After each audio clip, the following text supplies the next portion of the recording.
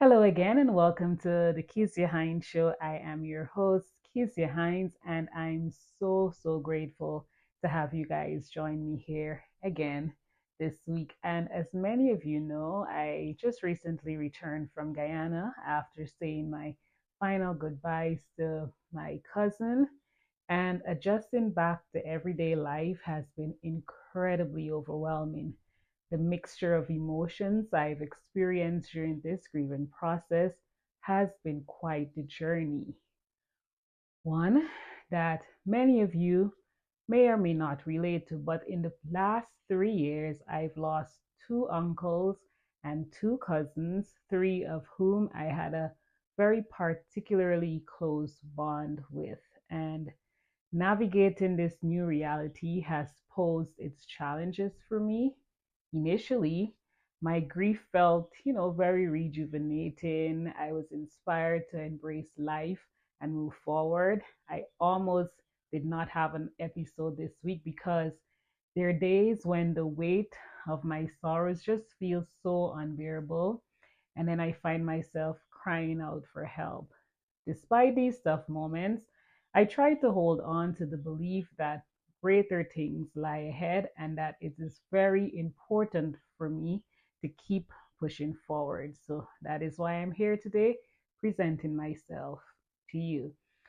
Also, as a parent, I've noticed that my children are particularly sensitive to my emotions, which has made it essential for me to learn how to balance my grief while still being fully present for them. They are truly my source of comfort and healing, reminding me of the joy and love that still exists. And to keep myself motivated and hopeful during this time, I've adopted a few practices that I'd love to share with you on this very short episode. And the first one is increased prayer and reflection. So I've been dedicating more time to prayer and reading my Bible. And it doesn't matter what your belief is, but connecting with something that is larger than ourselves can provide immense comfort and guidance. The second thing I did is I'm learning to prioritize me because it's very important for me to carve out moments for myself free from any distraction. This time allows me to process my feelings even more deeply. And while I try to limit my social media use, there are times that I do find joy scrolling through and, getting some humor and even learning. The third thing is I read my affirmations. So I keep my book, 111 Positive Thoughts, Give Yourself Grace, right under my desk. So whenever those negative thoughts creep in, I just pull it out and I read few affirmations, reminding myself of the very positive aspects of life. And the fourth thing I do is I embrace the outdoor. I am in Alberta, so the weather is not always the best because we're still going through that period. But it doesn't matter what type of weather it is. I try to make a point to spend some times outdoor. Recently, we had a few warmer days, so I took my kids to the park where we played together. And for me, playtime is not just fun, but it also serves as my exercise.